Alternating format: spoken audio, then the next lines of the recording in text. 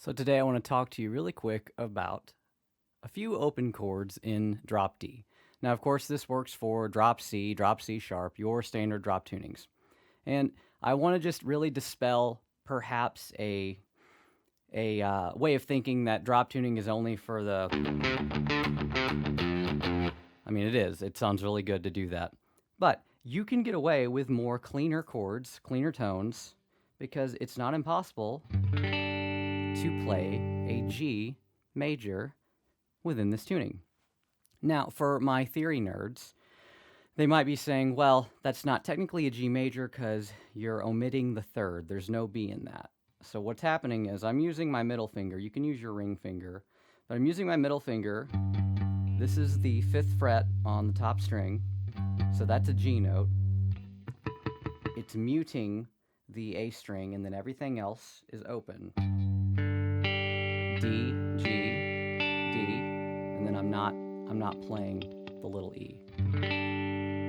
So I'm going to put up a chord chart for you to see. Now, you can make this a full-on G major by changing the way you play it. Maybe use your ring finger to get the top note there. Open up that open B, and then put your finger there.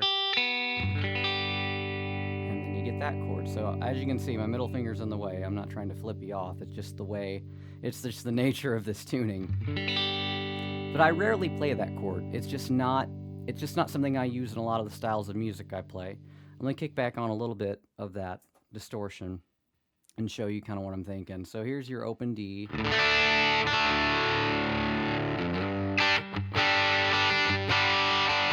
And you don't have to have the third for it to imply that G major. If you're playing that in the context of a song that's in the key of D major or C major, any of those kinds of keys, this chord is going to imply that you're playing a G. You can do it up there too, but again, keeping with the theme of drop tuning.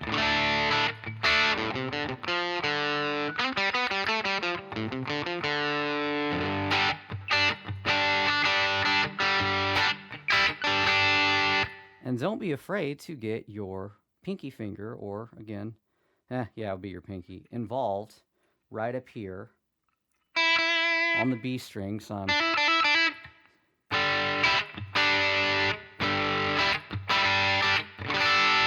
you can also add that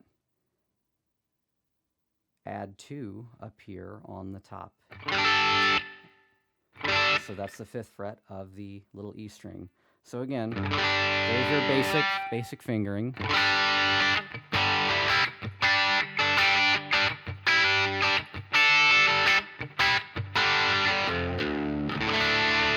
And then you're back in that dark, that kind of menacing.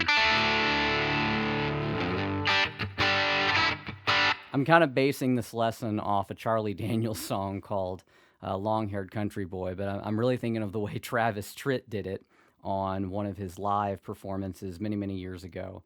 And he played that in drop D.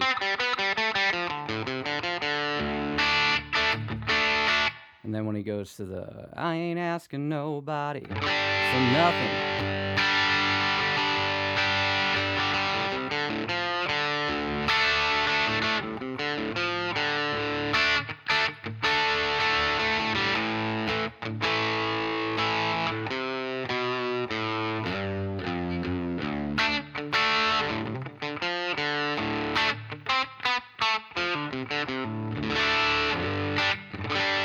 Again, you can play drop D with maybe one of your standard songs that's kind of like a G, C, D chord progression.